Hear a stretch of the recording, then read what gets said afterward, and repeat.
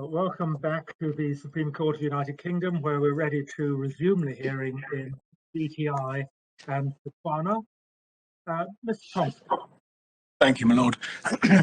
But my lord, over the short adjournment, I have just thought further about the question that my lord asked me a few minutes before the short adjournment regarding the question of whether there were two trigger points. It's not crucial to the outcome of this case at all, but it may well be that my second answer may prove the more attractive.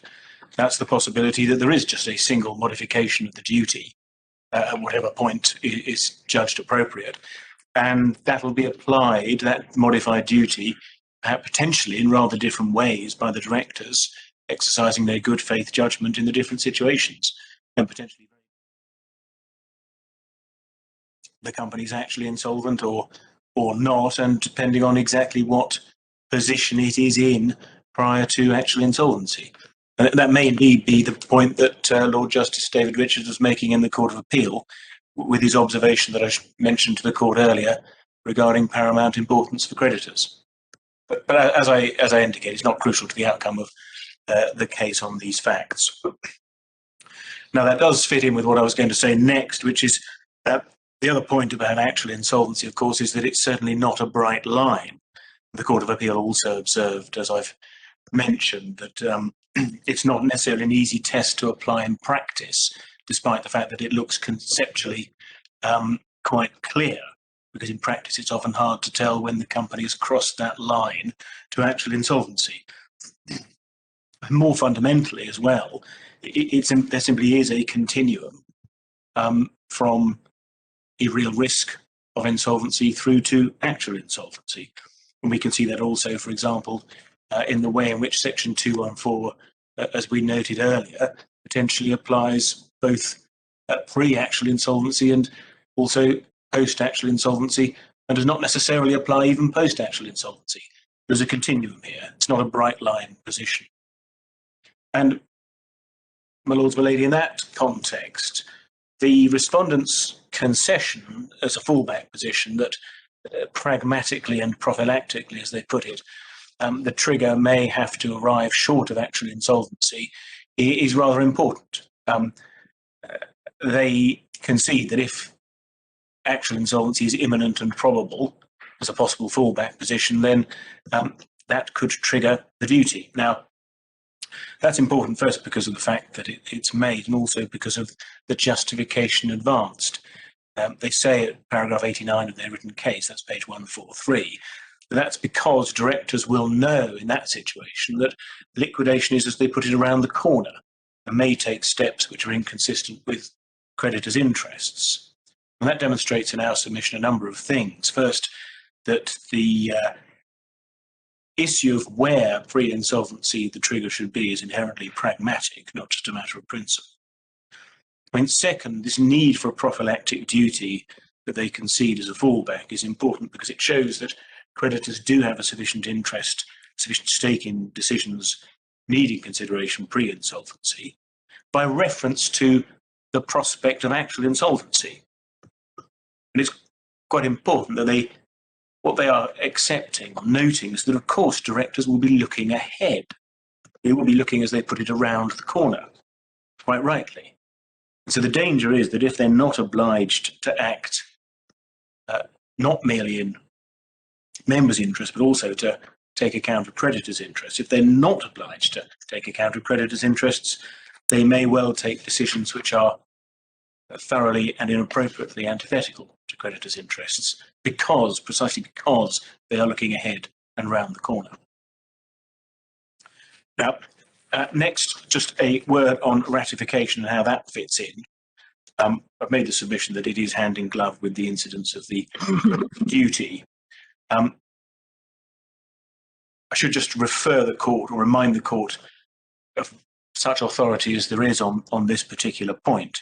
There's, of course, the Kinsella case itself at page 1061. There's also official receiver in Stern, the decision of the Court of Appeal, in particular at page 791. Both those cases referred to with approval in the Court of Appeal in the present case, of course, pages 196 to 7 and 203. There's also the New World Alliance case in Australia at 4445. And the point is that it's recognised that a limit on the ability of shareholders to ratify is a necessary corollary in principle and in practice of the incidence of the creditor duty. Now, my lords, my lady, what I was now going to do, I may have to cut it a little bit short, to look at the Company Law Reform Steering Group's views on this. And I would commend to the court at least a particular passage of the final report. It's really paragraphs 3.12 to 3.20, which are 853 to 6. Probably not a good use of time in front of the court to read through this and go through it now.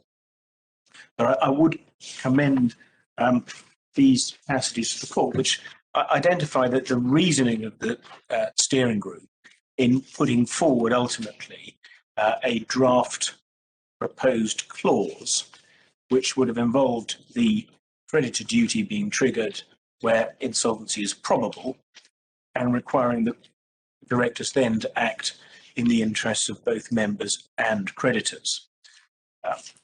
If I may, rather than go through it now, can I just highlight the particular points that we do draw out of this discussion? The first is that the general process of reasoning that one sees here, one sees, if one reads through it, really the steering group, or at least the majority view, as I take it to be because it's the view set out first, is that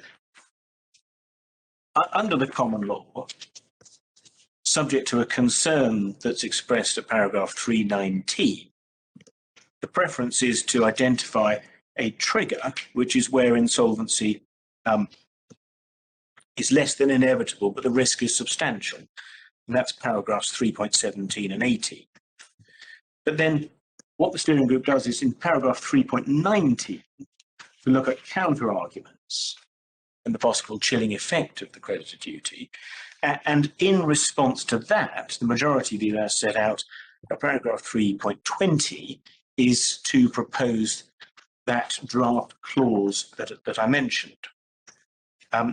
So that's the line of reasoning. And some important points are made along the way. I mean, the one is at 3.18 on page 855, which is making the point that the duty that's being proposed here and contemplated is to reflect what directors should do. And it may be trite, but in our submission, that's exactly the right approach. What the law should be trying to do is identify the conduct, or at least the touchstone for the conduct, which is appropriate for directors in the circumstances. And another point I wish just to highlight is that the steering group notes, again at paragraph 3.18, that without that modification, directors would apparently at least be bound to act in the ultimate interests of members until all reasonable prospect of avoiding shipwreck had been lost, to use the words of the steering group. Now, so it emphasises the point. The real question here is not just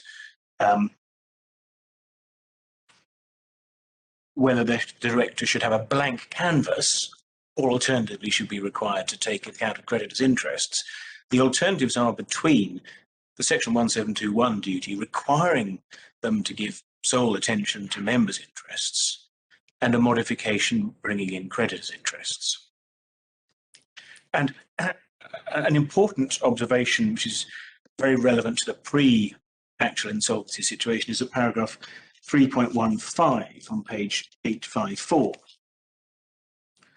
Because this is the observation that, and I'll read this out if I may, as insolvency becomes more imminent, the normal synergy between the interests of members who seek the preservation and enhancement of the assets and of creditors whose interests are protected by that process progressively disappears. As the margin of assets reduces, so the incentive on directors to avoid risky strategies which endanger the assets of members also reduces. The worse the situation gets, the less members have to lose, and the more one-sided the case becomes. for supporting risky, perhaps desperate strategies. So this is, if I can just put it crudely and colloquially, the bet the farm point. It's a recognition, which is in our submission entirely right, that as the risk of actual insolvency increases, there is a divergence potentially between the interests of members and creditors. And in particular, that's manifest if the duty is merely the Section 1721 duty, by a tendency for directors to feel obliged to pursue highly risky strategies, running great risks with the company's assets, because that's the only way in which the members are likely to get anything out of it. That's a very important practical consideration. So those are the key points just to pull out of that report, although I do, as I say, commend to the court those paragraphs more generally. Now, that leads on then to the question of countervailing policy considerations. And this, and I apologise if this turns out to be inconvenient, but I hope it won't. This is in the context of the question of whether actually the duty should arise only in the case of actual insolvency or some time earlier. I'll come back again to the same issue, but in a different context of whether the appropriate test is real risk, short of actual insolvency or something else. As I indicated, I've divided this into two sections, which I hope is going to help. Now, countervailing policy considerations, therefore, in this context, there is, of course, in that paragraph 3.19 that I just mentioned in the steering group's final report, and a mention of one of them, which is, of course, the danger of directors being induced to be excessively cautious, fearful of personal liability. Now, that concern we entirely accept is legitimate, but shouldn't be overstated. And in particular, it's not sufficient to override the points in favour of a pre-actual insolvency trigger for the creditor duty. Because, as we'll go on to explain, that does not, the creditor duty does not impose an unrealistic or unfair burden on directors, and therefore won't, in our submission, induce excessive caution. And there are really 5 general points that it's very important to, in our submission, keep in mind in relation to this as regards the nature of the duty and how it applies. The first is that the trigger, whatever it is not objective, or at least not entirely objective. We've drawn the court's attention to the Court of Appeal's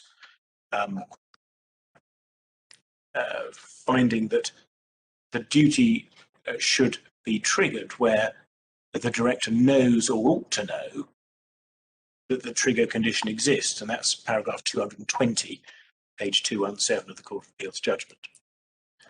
Now, and actually the same point is made in paragraph 3.20 of the steering group's final report that we've just looked at. Now, again, I emphasise that an alternative is simply to impose the duty where the directors actually know that the trigger condition has been satisfied. That again doesn't make any difference on the to the outcome of this case.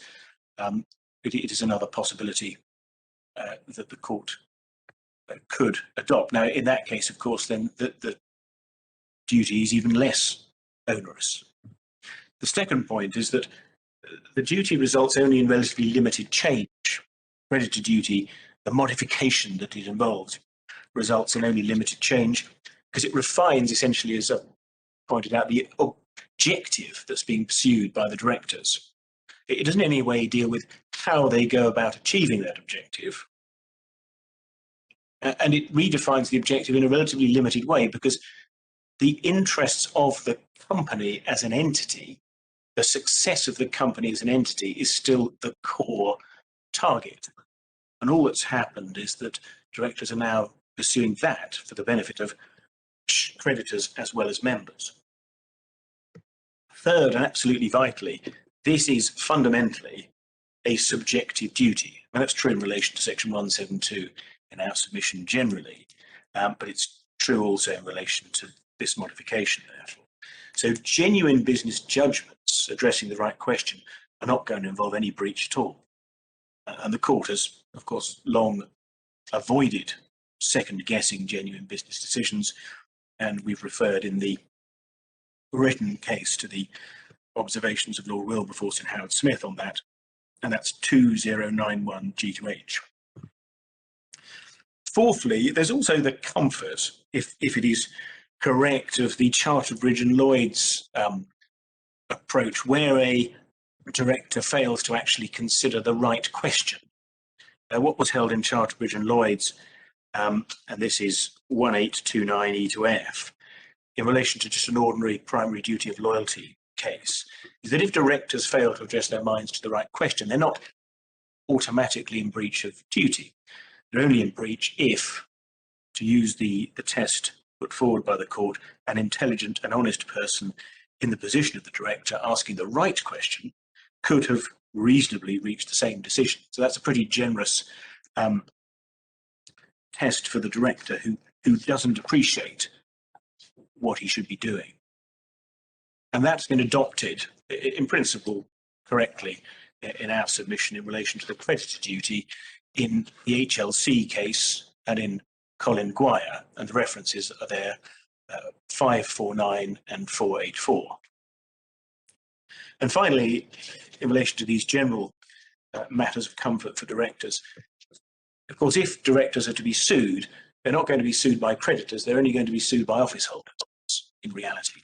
There is not a derivative claim. So they're going to be sued by office holders acting in the interests of the creditors as a general body.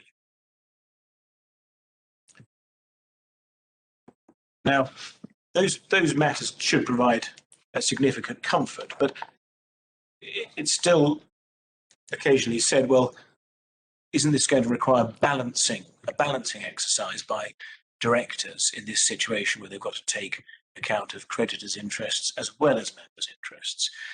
And in our submission, that's no ground for objection. First, it's certainly well within the capacity of directors. It's something that they have to do day to day in any event. Even under Section 172, subsection 1 duty, they've got to balance long and short-term interests of the company. They've got to deal fairly between different groups of shareholders. They've also got to at least pay regard to various potentially conflicting considerations under subsection 1. Those are all subsidiary to the interests of the members, but amongst themselves they may well be in conflict. And so directors are necessarily required to carry out balancing exercises, as of course are fiduciaries generally, such as trustees dealing with conflicting interests of different classes of beneficiaries. So there's nothing unusual about that.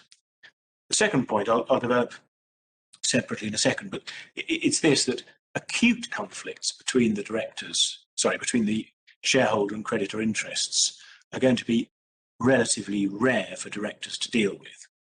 I'll explain that shortly.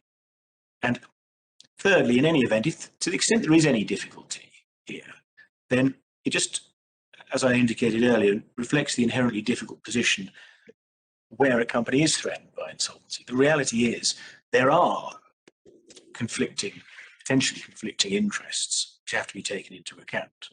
And the law shouldn't duck that. And directors should be required to consider the appropriate matters rather than simply be given what would frankly be an easy way out. The difficulties are there, they should be grappled with, even if that will occasionally, in some cases, require difficult decisions. Now, I said I'd develop the question as to whether there are likely to be serious conflicts between members and creditors in this pre-insolvency situation.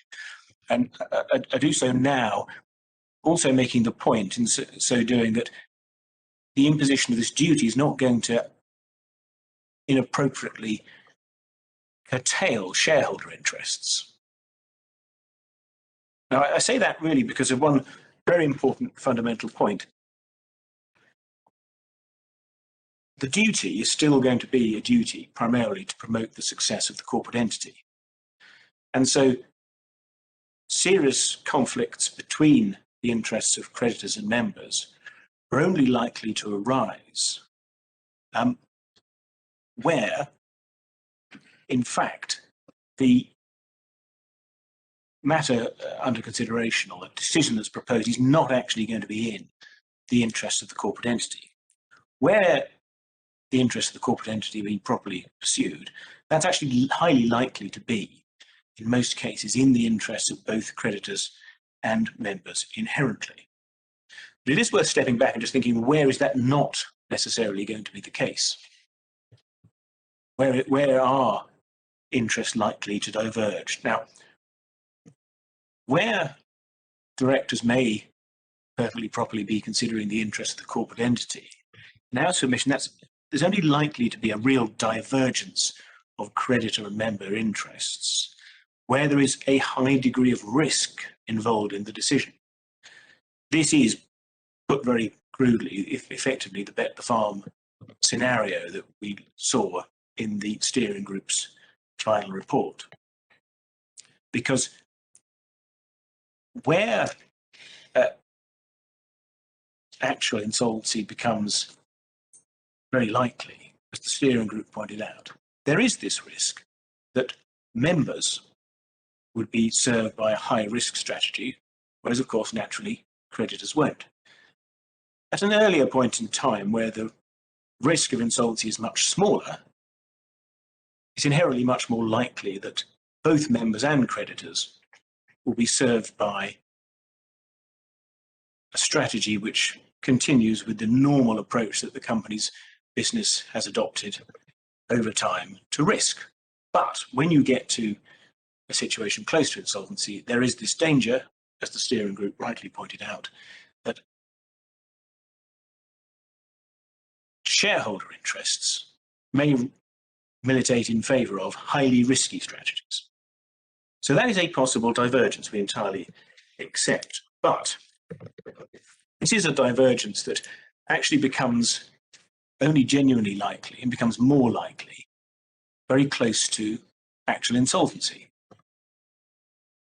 And it becomes necessary for creditor interest to be protected in that situation, as the respondents' fallback concession of what they call the prophylactic duty demonstrates. So it's actually a situation where there is a danger of conflict between the two constituencies' interests, but it's precisely where creditor protection demands that creditors' interests should be taken into account. So it therefore clearly is not, in our submission, a good reason for refraining from a trigger at that point. My question was really, how do they do it? How do they reconcile the interests of creditors and shareholders in the sort of simple example that I gave? Well, if we're just focusing now on the situation very close to insolvency, then there may well be a conflict between the two. But if they're going to be able to say that we are promoting the success of the company for the benefit of both members and creditors, they are not going to be able to adopt that sort of high risk strategy. That simply cannot be said genuinely and honestly to be promoting the success of the company for the benefit of both. Because we're in a situation, hypothetically, where the company is close to insolvency and the high risk strategy puts the assets at risk and can only be justified by reference to a bet the farm last ditch attempt in the interest of shareholders to avoid the insolvency. Now, so that in a sense, I suppose I might say is the relatively simple and extreme example. Now, if we move back in time, and I'm here dealing with something that's perhaps more relevant to later submissions in relation to the real risk trigger, but if we move back to a point in time where there is no more than a real risk of insolvency, then first, the pressure on directors to adopt bet the farm type strategies simply shouldn't exist, because it's not going to be in the interest of either shareholders or creditors to pursue that sort of high risk strategy. It doesn't make any sense for either, as the steering group pointed out in paragraph 3.15 of the final report. If, on the other hand, what they're thinking about is what one might call, just for simplicity's sake, a normal trading decision within the normal risk profile of the company's business, then there shouldn't really be any great conflict, provided what they are doing, and this is in our submission the key point, is focusing on the promoting the success of the corporate entity, of the enterprise. So if to pick up my lady's earlier example, I mean, if you have a single creditor who wants to say, hypothetically, as a fly on the wall, well, wouldn't it be better if you just put this money in the bank rather than investing it in the business? Well, the answer to that is, well, our duty as directors is to pursue the success of the company for the benefit of both members and creditors. And in doing that, all we're proposing to do is expose this money to a normal level of risk to generate profit and swell the assets of the company, which will actually benefit both.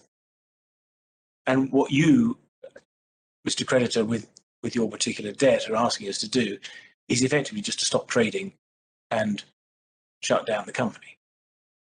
So if one is dealing with a trading company, in our submission, decisions which are within the normal risk profile of the company's business shouldn't actually present any great conflict. And the fundamental point also is that this is a subjective duty. So what the directors have got to do is genuinely do what they think is in the best interests of, or most likely to promote, the success of the entity for the benefit of both. And in that situation, no one in our submission is going to be able to say that if they decide to pursue a normal business decision within the normal limits of what the company's business is, that they are doing anything other than that.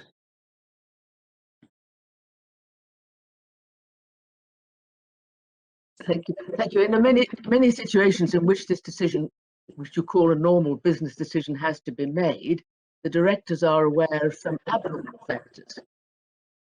Namely, they're running out of cash or something like that. And to take perhaps the silly but picturesque example of an ostrich farm, they've run out of feed. Do they buy the feed to feed the ostrich that night, or do they shut the shutters? They think that if they feed the ostrich tonight, they will have a herd which can be sold on good terms in the future. And they're having to balance that decision. How can they determine the interests of creditors and shareholders? How can they reconcile them to a single course? Won't the pressure be on to say, well, we better sell the ostrich right now without feeding them, so that we can pay creditors at least out of what we've got, so that in practice, businesses will tend to close earlier than they would have done? Well, they might, my lady, if the situation is, well, if the situation were, contrary to my lady's example, hopeless or close to hopeless, so that actually it was unlikely that spending the money on the ostrich feed would rescue the enterprise and allow it ultimately to succeed. In which case they are getting close to the Section 214 situation, and they should be giving up. But if, on the other hand, as I think my lady's example was suggesting, the decision to buy the ostrich feed and therefore allow the business to continue and pursue the prospect of ultimate success, if that's the position, then they can't be criticised for deciding to do that, because they are genuinely doing what they think is best to promote the success of the company, the enterprise, which they can say is genuinely for the benefit of both. Because it's not, if the duty were at this point to give paramount and exclusive, I emphasize, and exclusive attention to the interests of creditors, then that might be a very real concern. Because if that were the duty, then they might say, well, much as we think we can trade through this successfully, we've only got to think of creditors here, and really the best thing to do is just to shut up shop and distribute the assets. But it isn't. In our submission, it is a duty to promote the success of the entity for the benefit of both in this situation, both members and creditors. And it may be a difficult balancing exercise, but in that example, they can most certainly genuinely come to the view that it is the best thing to do to buy the ostrich feed and carry on. And again, I do emphasise it is a matter of what they genuinely consider the right course to be, asking themselves the right questions. And the court should not, and the law will not encourage in our submission courts to second guess genuine business judgment decisions. And it's not shrinking from the proposition that it may require a difficult decision and it may require a certain amount of balancing of interests, but ultimately the touchstone is what's going to promote the success of the company for the benefit of both. But the government's response was that there would be likely to be a chilling effect. And in the situation you're contemplating, time is not on the director's side. They have to make a quick decision against the possibility that they may be at risk of substantial personal liability. Is it right for the court to accept the government's point of view that there's a likelihood of chilling effect? Well, in our submission, ultimately, no. I'm not for a moment suggesting that there will not be cases where certain directors may be affected by such concerns, but that's got to be balanced against the countervailing considerations. That otherwise, if some requirement to take account of creditors' interests is not introduced, then there will be far more deleterious effects in our submission. If directors, therefore, are not only not required to take account of creditors' interests, but actually positively obliged to pursue only shareholders' interests. So there may well be situations where such a chilling effect on particular facts does arise. But in our submission, it's not likely to be pervasive, and it has to be counterbalanced against the alternative, which is to not, as I say, merely give free rein to directors, but actually positively to require them to continue to pursue the success of the entity for the benefit of shareholders alone. So it comes back to my point. There isn't an easy answer here, either for the law or indeed for the director. But the supposedly or seemingly clear answer of saying, oh, well, there shouldn't be any creditor duty, it should be just a matter of pursuing the 1721 duty, is certainly far worse than any outcome which would arise from introducing a creditor duty at least some stage short of actual insolvency. And your argument would be that Section 214 is not adequate to deal with the egregious sort of cases that would result in unfairness to creditors? No, because as we explored this morning, its application is quite specific, and it may well kick in only after actual insolvency, or indeed may well kick in before. And it may well capture the most egregious or some of the most egregious outcomes. Of course, that's what it's there for, but it's in our submission certainly won't capture them all. And it's perhaps more fundamental than that in our submission.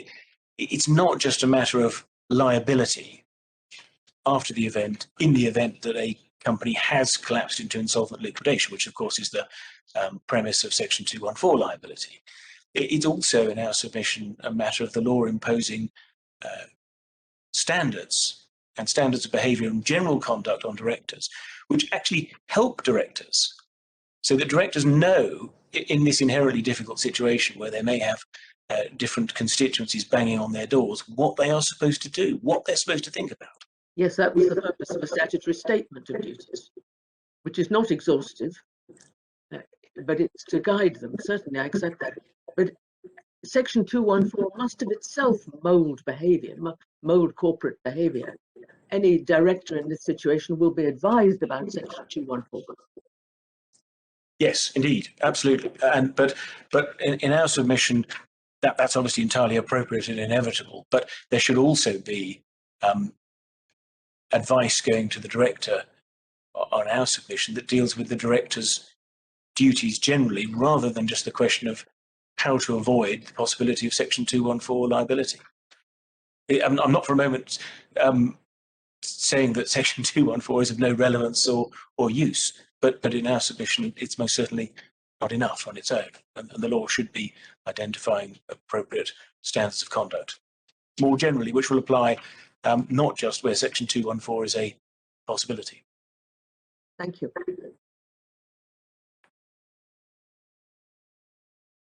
Thank you, milady. Now, let me just identify other situations other than this divergence in hypothetical appetite for risk, if I can call it that, where there may well be a conflict between the interests of members and creditors. Obviously, one possibility is simple misappropriations of assets, where, and this is really a ratification point, not in favour of members, but where members may, for whatever reason, wish to ratify. In our submission, it's entirely inappropriate that they should be able to do so if creditors' interests are sufficient. But I'd like instead to say a little bit more about dividends, because this is the other situation where there may well be a divergence of interest in our submission. Because payment of a dividend may or may not be in the interests of the corporate entity, but in situations where a payment of dividend is not in the interest of the corporate entity, obviously it will be in the interests of members generally, who will be the recipients, but potentially not in the interests of creditors. And so it's worth focusing on that for a second. Now,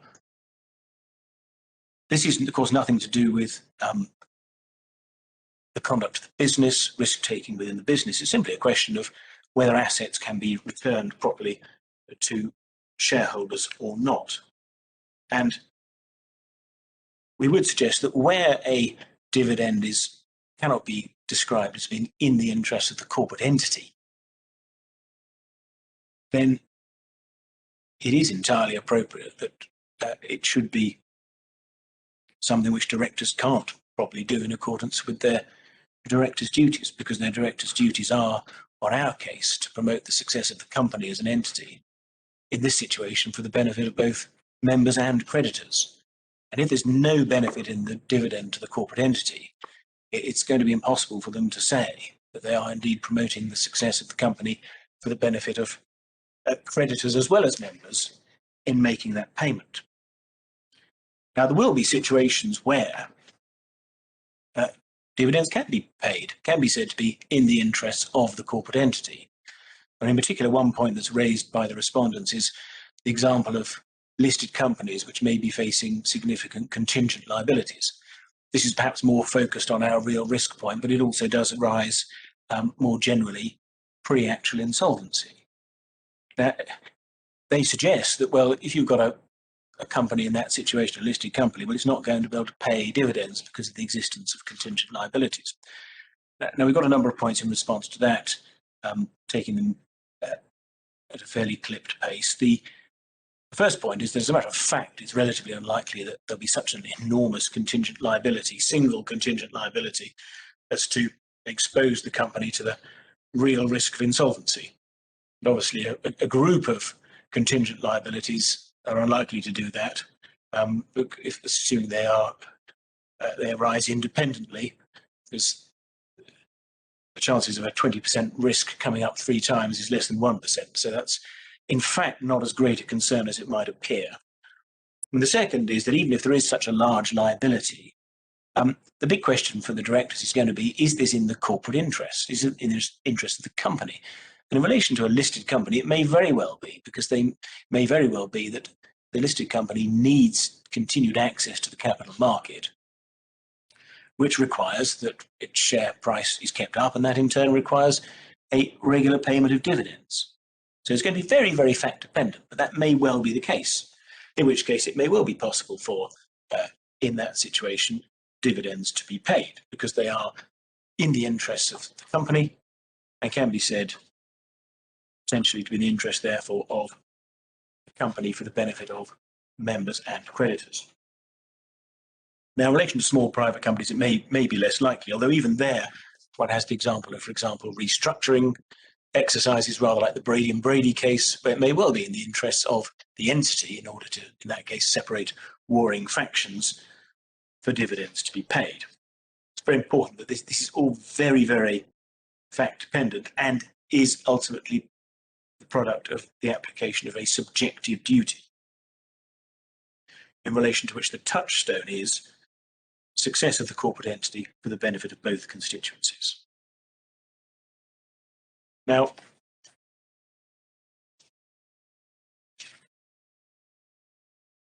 there are also points made about the practicality of the trigger test.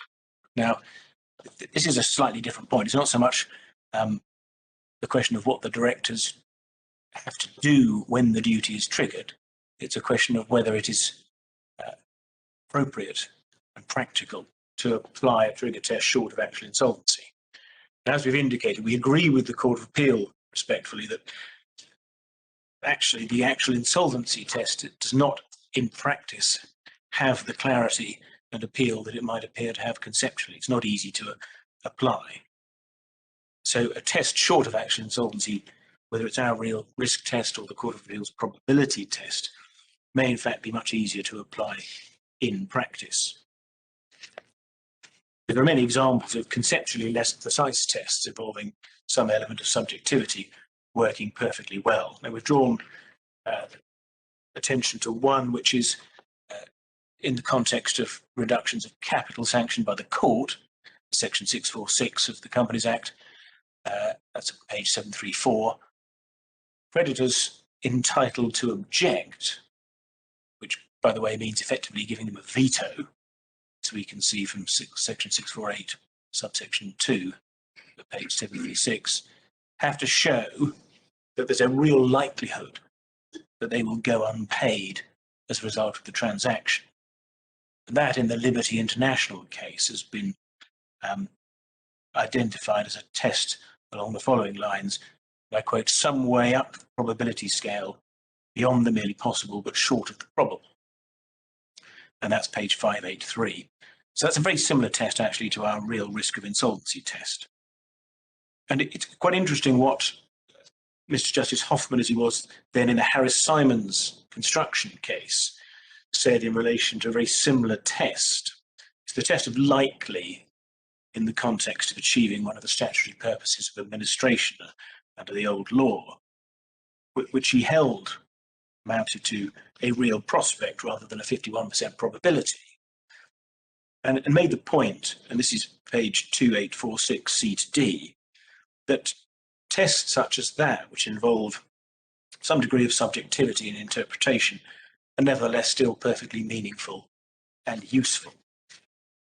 And we would respectfully endorse that. We'd also draw attention to one other example, perhaps more everyday and practical from the point of view of directors, taking it away from the court for a moment.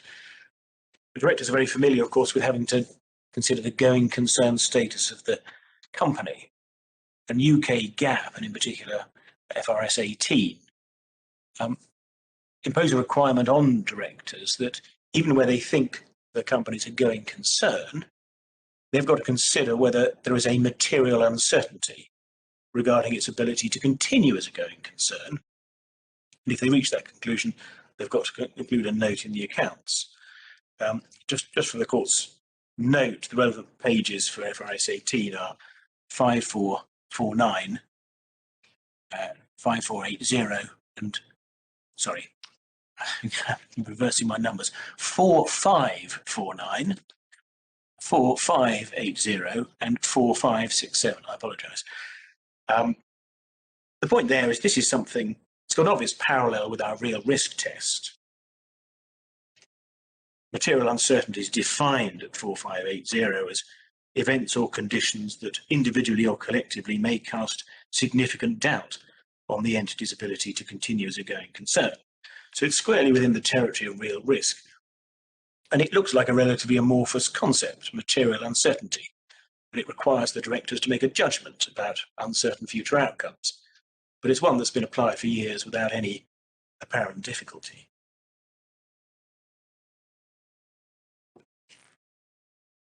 So that's what we've got to say in relation to the practicality.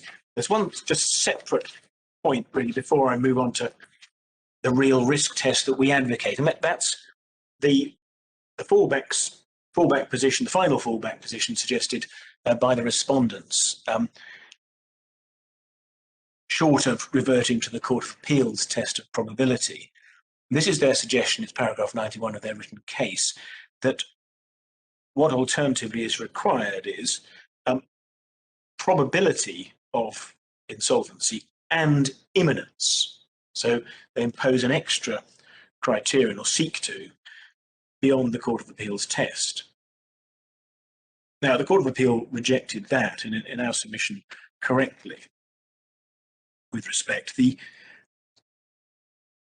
respondents don't draw any other authority on this to the attention of the court, and as far as we're aware, there isn't. That's partly because probably facts of this, cases of this sort are relatively unusual on the facts. There's certainly no authority supporting the requirement of imminence either. But making a purely factual point, in practice, of course, imminence will be in fact common, because quite often in a trading company, if one can actually see that insolvency is probable, more probable than not, that will be because actually it's coming around the corner.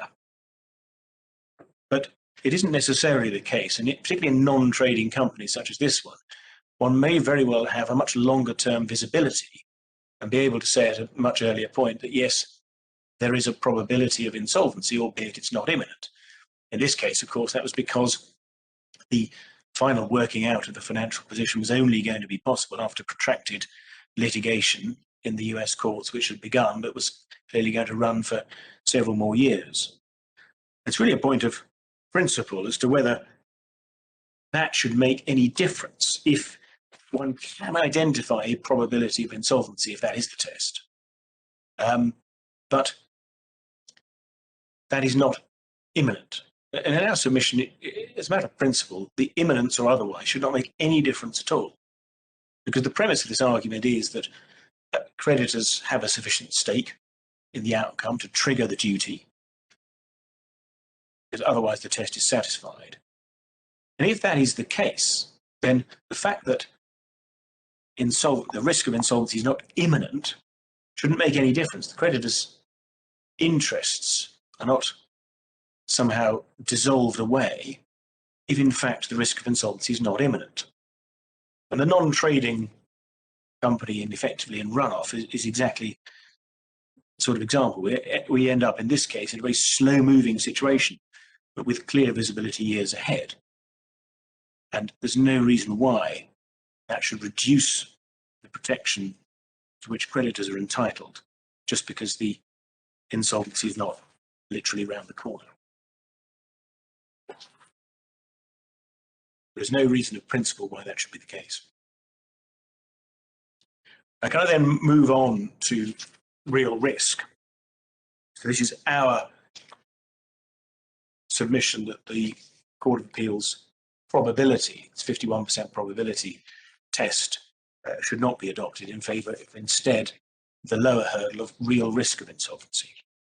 They're very similar issues to the previous submissions, and I'll try not to repeat myself. There are cases in support of this.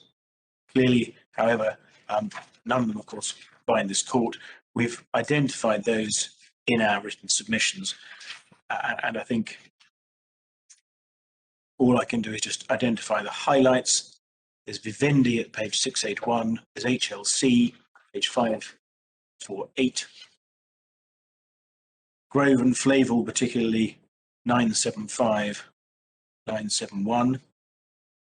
Importantly, the New South Wales Court of Appeal's decision in CALS, which is summarised very helpfully by the Court of Appeal, paragraphs 185 to 7, at page 209. And there's the Bell litigation in Western Australia, first instance 1095 to 6, Court of Appeal 4544. And also the Weaver and Harburn case, again in the same court, 4524. Now, those all support our contention of a real risk test. What I want to do, however, is focus on the rationale for extending the trigger back from probability as adopted by the Court of Appeal to real risk. The question again is, when do creditors have a sufficient stake to justify their interest being taken into account? Of course, also bearing in mind any countervailing considerations. So again, what I'm going to focus on is the practical and principled reasons in support of that proposition, then also the countervailing considerations. Now, again, it's worth focusing on three different types of situation. Now, there is the possibility of excessive risk-taking first in relation to trading decisions, although that is actually, we have to accept, inherently less likely where one is in a situation where insolvency is less than probable.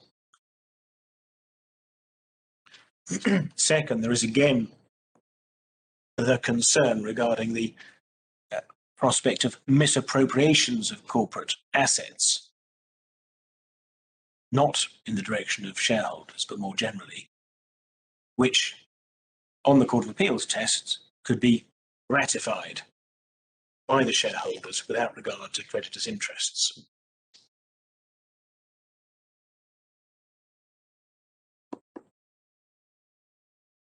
And third, there's again the question of dividends, where again there's the question of the conflict between members and creditors in circumstances where the dividend cannot be justified in the interest of the corporate entity, and yet is obviously in the interests of the members. If the creditor duty applies in this situation, it is unlikely that the directors are going to be able to justify paying the dividend, whereas if it doesn't, they're likely to feel duty bound to pay it. Now, it's very important again to emphasize that in this situation, what we're primarily focusing on is payment of dividends which are not in the interests of the corporate entity. In situations where they can validly be said to be in the interest of the corporate entity, they may well be payable, notwithstanding the extension of the creditor duty to situations where there is a real risk of insolvency. What we're really focusing on in particular is where there is no interest, there is no benefit to the corporate entity. And so directors are not going to be able to say that they are promoting the success of the company for the benefit of both members and creditors by paying the dividend. Now, we deployed here a number of examples, and the Court of Appeal deployed some back in response, which, if I may, I'll just address because they do shed some light on the position here. One example we deployed in the Court of Appeal, the Court of Appeal refers to paragraph 226 of its judgment. That's at page 218 to 219. It's an example where one assumes the company has ceased trading. It's got assets more than sufficient to pay its undisputed debts, but it's got a disputed claim against it. Now, if that disputed claim is a good one, if it's valid, the company's insolvent. And it's won at first instance, but it's going to a final appeal, and the company's advised it's got a 60% chance of winning. So there's a 40% risk that it'll be insolvent. And the directors are considering whether to pay a dividend of basically the surplus over the undisputed liabilities. Now, in our submission in that situation, directors should not, in accordance with their fiduciary duties, be able to make such a distribution. Now, the Court of Appeal dismissed this as an artificial exercise, and of course in some senses it is necessarily, but it does test the robustness of the principle. And in this situation, on the Court of Appeal's test, for a start under FRS 12, there won't be any provision included in the account. So that surplus of assets over what's required to pay the undisputed liabilities will amount to distributable profits. So we don't need to include a provision. The second point is, on the Court of Appeal's test, because the risk of insolvency is less than 50%, there won't be any requirement on the directors to take account of creditors' interests at all. On the contrary, they'll be pursuing the success of the corporate entity for the benefit of members. So nothing to stop them paying the dividend there. And of course, in my example, and it involves very particular facts, the directors may well feel that they certainly should pay the dividend because it's going to benefit the members either way, whether the litigation is won or lost. But if they take account of creditors too, as we argue should be the case, as the law should require, then of course they won't pay the dividend because it can't be in the interest of the corporate entity, certainly isn't in the interest of the creditors, it's only in the interests of the shareholders. Now, it may be an awkward example. The Court of Appeal's response was to say, well, if the decision's that close, then there must be further information available to the directors. There are far too many variables to deal with the example outside the particular facts.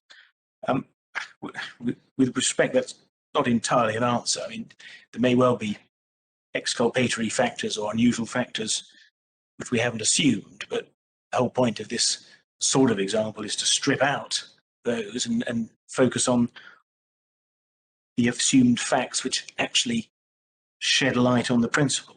So we do continue to submit that without some additional factor which is not within the assumed facts, it clearly would be inappropriate for directors to be in a position in accordance with their fiduciary duties to pay dividends in that situation, because they are effectively paying away all the assets of the corporate entity to the shareholders rather than waiting for the decision. And it doesn't really matter whether the decision is a year away, 6 months away, a couple of weeks away. It's a non-trading company. It's waiting for the outcome of the decision.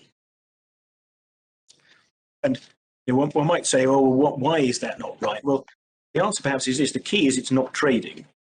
It's not using the money to advance the enterprise in any way. It's in that sense, as regards the enterprise, it's surplus money.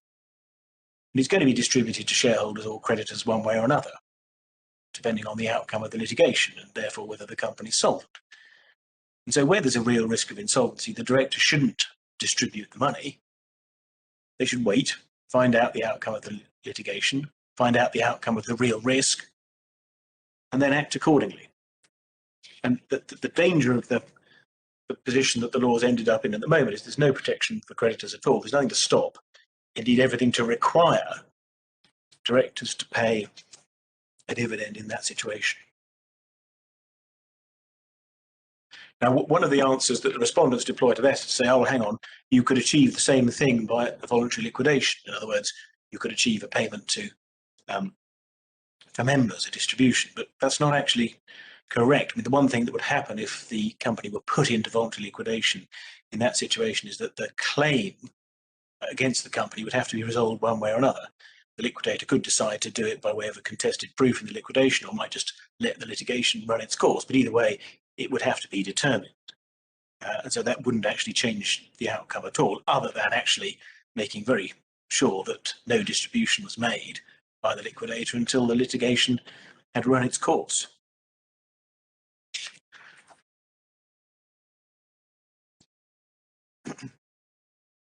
We do also, in this context, remind the court again of the test that applies in relation to reductions of capital to determine whether creditors have a veto effectively on such a reduction sanctioned by the court, and the Liberty International test I referred to a moment ago. Really, just to make this point, our submission that real risk is the appropriate trigger point would at least bring some harmony to the law on creditor protection in this respect.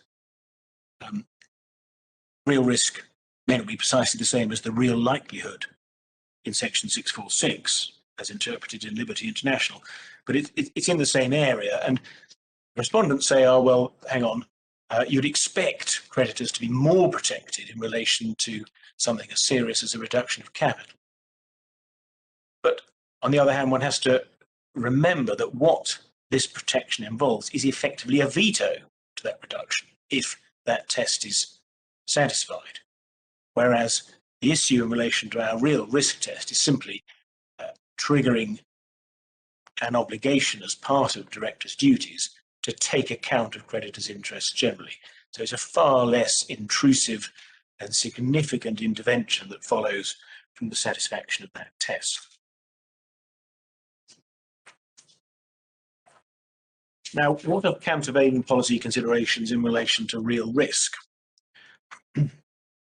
Now, this again raises similar related points that I mentioned earlier. There's the question of whether there's an excessive burden on directors, whether it would impinge excessively on shareholder interests, and whether it would have a chilling effect on entrepreneurs,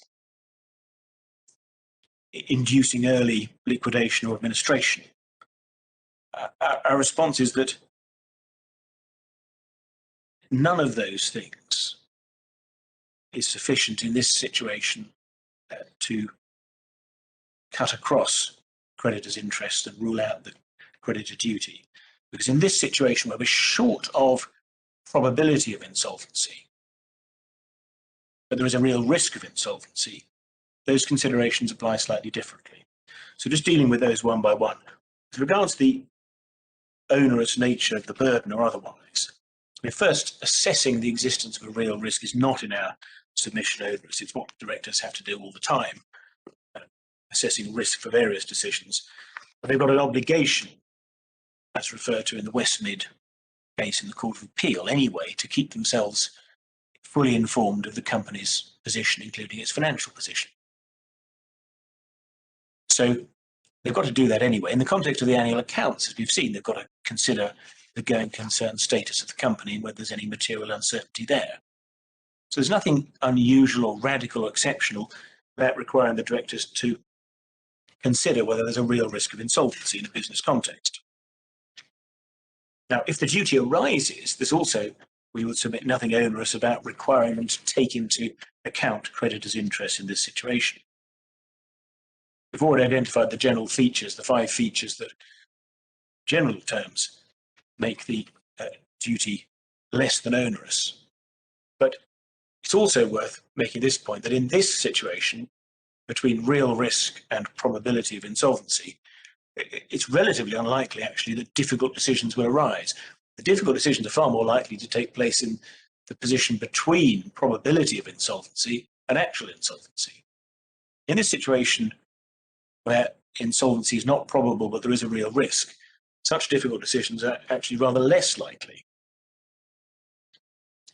In most cases, in this situation, if the directors focus on the best interest of the company as a corporate entity, then actually that is unlikely to involve any divergence between the interests of shareholders and creditors. There will be exceptions, but it's relatively unlikely, particularly in relation to commercial transactions judged to be in the benefit of the corporate entity.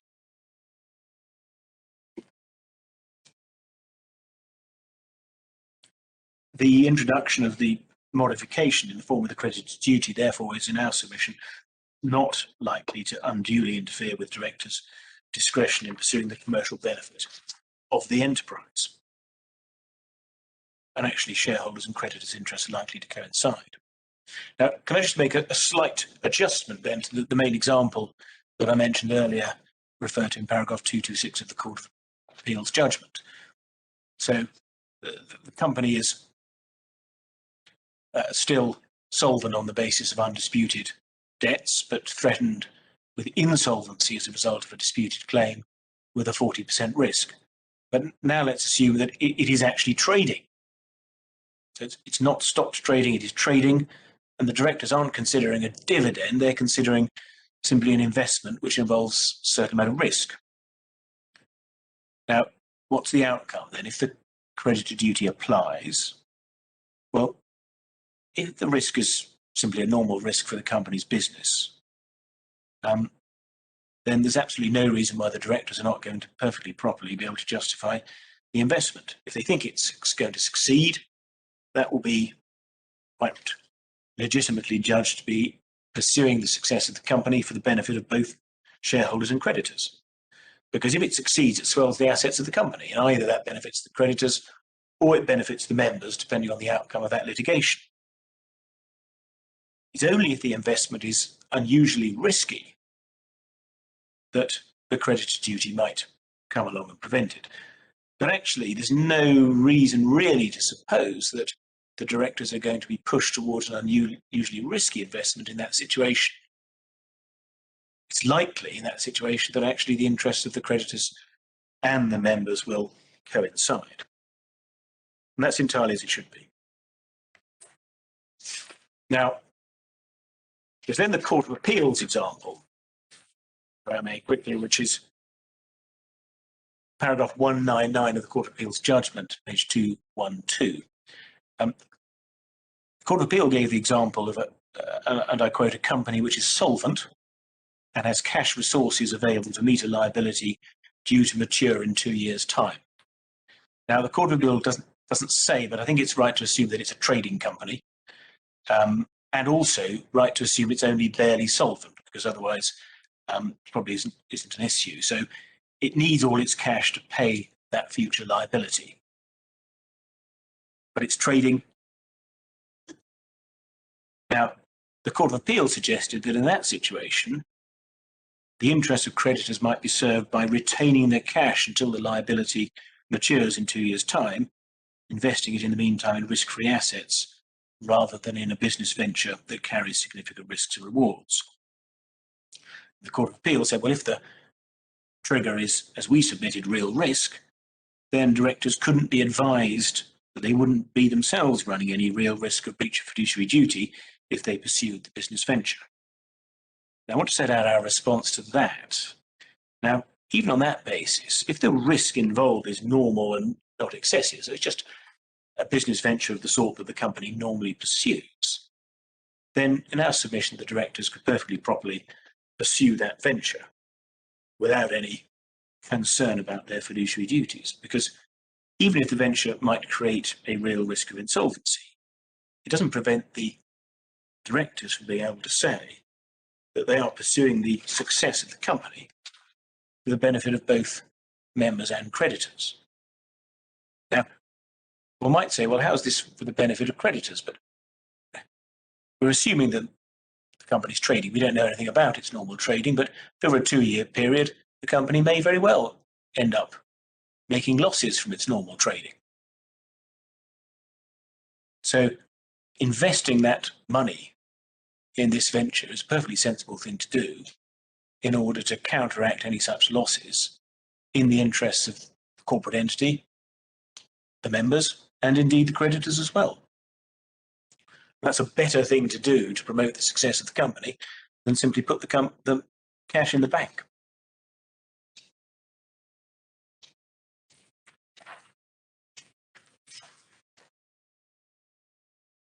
Now, as regards the chilling effect point specifically, lastly on countervailing considerations here, we've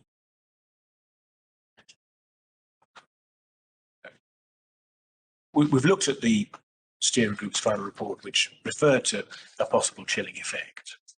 Now, what we would say here in this context, that is the situation where there is a real risk of insolvency but not a probability of insolvency, there is in our submission not really any danger of such a chilling effect, that is propelling directors to be overcautious and putting viable businesses into administration or liquidation. Because the reason is that actually at this point, when there is a real risk of insolvency but not a probability, it's unlikely that the directors are going to feel under any great pressure to do so. It's also not particularly feasible for them to do so, that they can't put the company into liquidation themselves. Clearly the members can. If the members are going to do that, they're going to do that anyway. So it's not really a route open to the directors. The directors can, of course, seek an administration order. They can appoint an administrator out of court, but only where they make a statutory declaration that it is more likely than not that the company will become unable to pay its debts.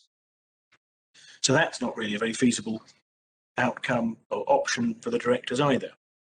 So the concern about a chilling effect in our submission is not significant in that area between real risk and probability of insolvency.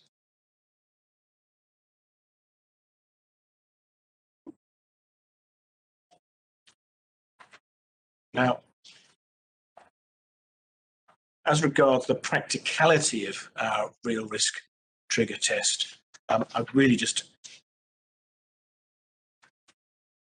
refer the court back to the observations I made in relation to the practicality of a test short of actual insolvency generally, and in particular the Court of Appeal's probability test. It appears imprecise, but actually, as Mr. Justice Hoffman said in the Harris-Simons case, tests involving a degree of subjectivity are nevertheless entirely useful and valuable and capable of being applied perfectly well. Specifically in relation to the real risk test, of course, as submitted, directors have got in any event as part of their duties an obligation to keep up to speed with the financial position of the company. Now, if they're complying with that obligation, just taking a very practical look at this, if they're complying with that obligation, then if they, despite that, it doesn't occur to them that actually there's a risk of insolvency here coming down the line, then it's very unlikely there is any risk of insolvency, or at least certainly not one which they ought to have spotted. They're complying with their duty anyway. It doesn't occur to them there's any problem. So no real risk there. If it does occur to them that there is a real risk of insolvency, then they have to ask themselves the question, well, is this a real risk? Or is it a remote risk which we can effectively discount? And if they can't answer that question by saying, well, no, it's just a remote risk, then it's absolutely right that they should at least take into account the interests of creditors. So it's a perfectly feasible and practical test to apply. Now that, my lords, my lady, leaves me with one topic to cover, and unless the court has any questions in relation to that, my submissions on real risk. The final point is the argument advanced by the respondents that the creditor duty should be excluded from application to lawful dividends. Now, dealt with in the written submission, so they'll probably be forgiven for dealing with this in the time available relatively quickly. The premise, of course, here is that the creditor duty exists and applies pre-actual insolvency because it's not really a significant issue otherwise. And the respondents argue that, well, the creditor duty in this situation applies generally, but not to lawful distributions. And they also say that in relation to distributions, directors' fiduciary duties apply generally, but the one bit that doesn't is the creditor duty. So it's a very specific exclusion they're arguing for, which in our submission would be highly anomalous. Now, the Court of Appeal rejected that argument at paragraph 224 as unsustainable. That's page 218.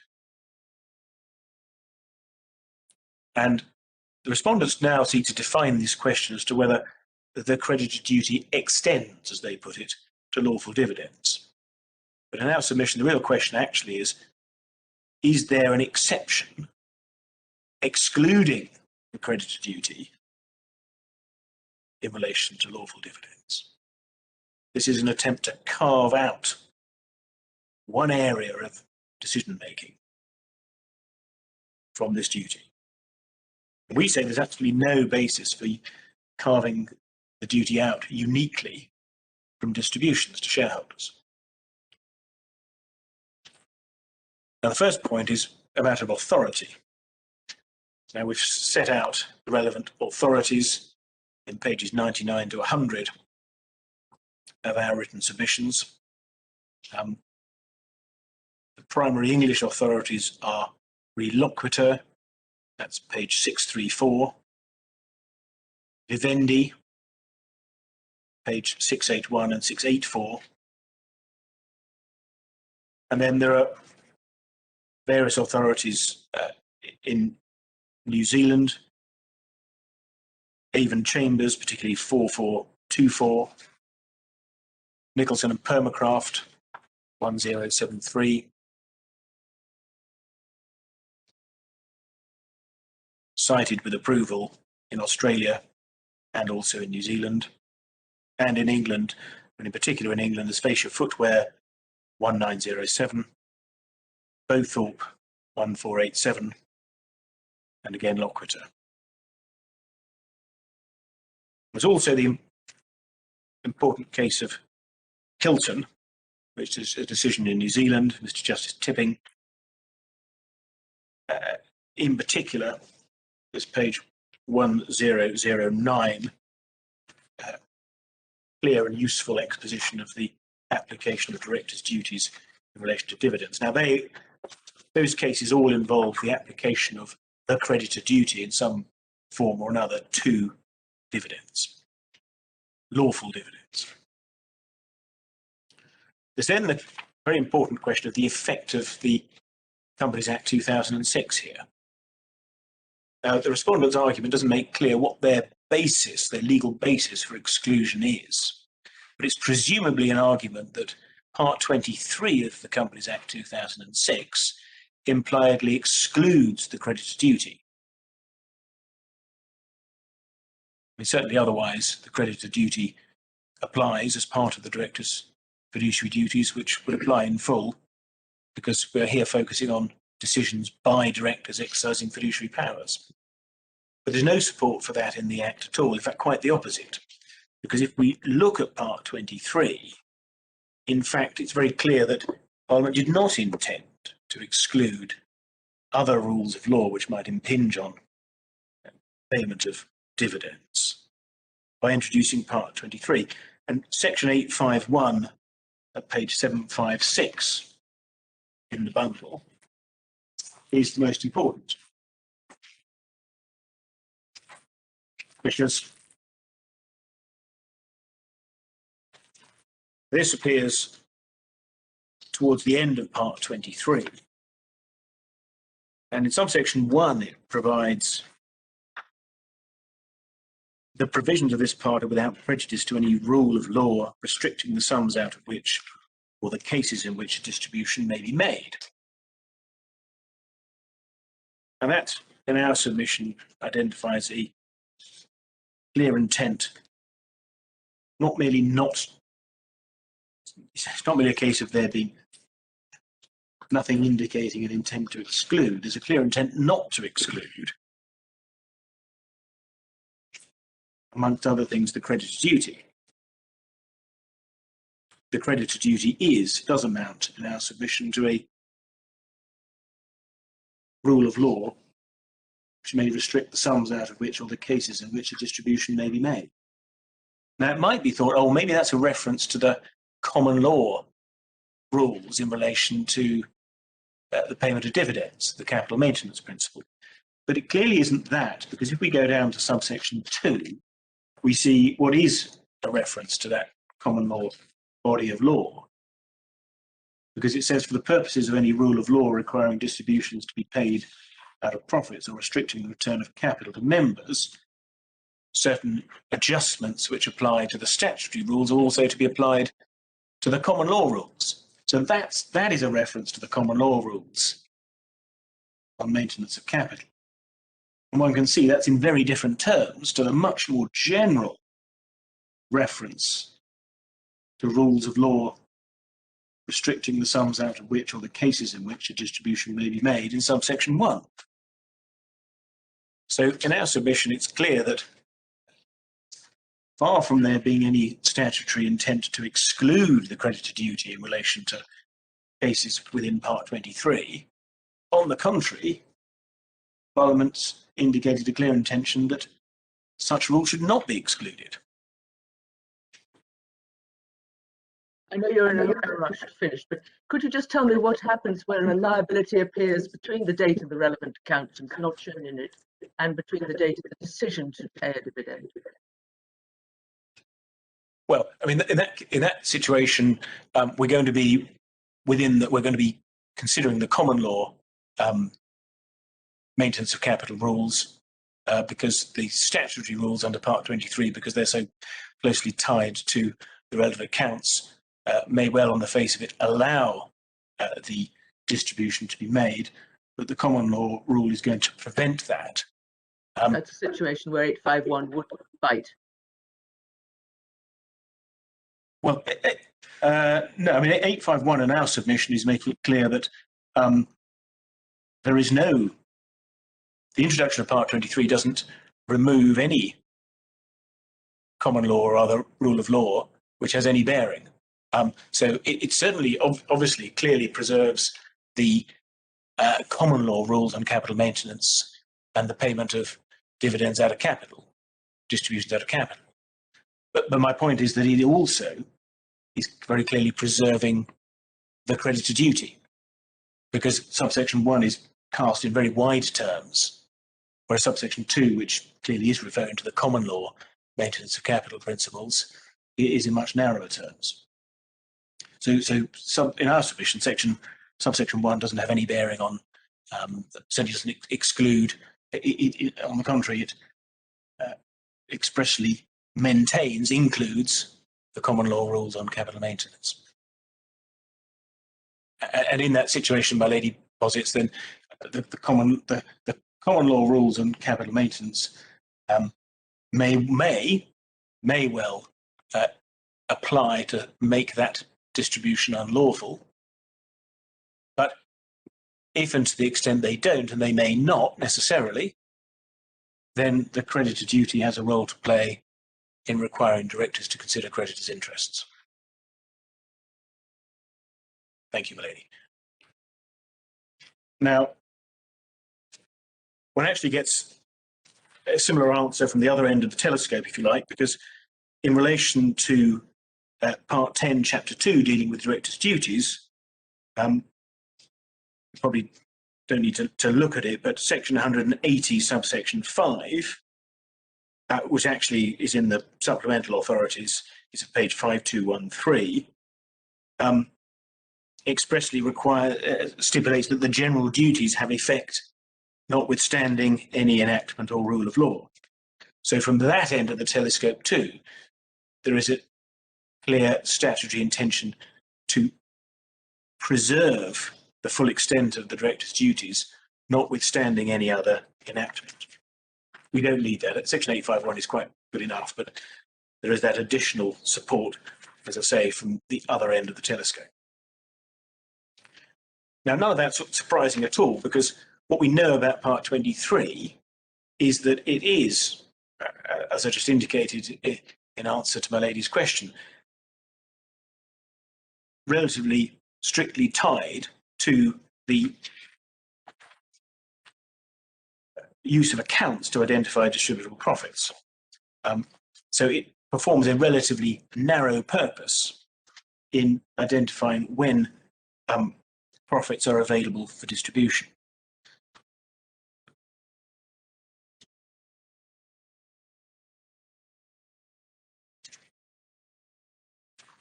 And we know that purpose, or at least that purpose, has been explained very helpfully in the Bairstow case by Lord Justice Robert Walker, as he was then, and that is at page 1314.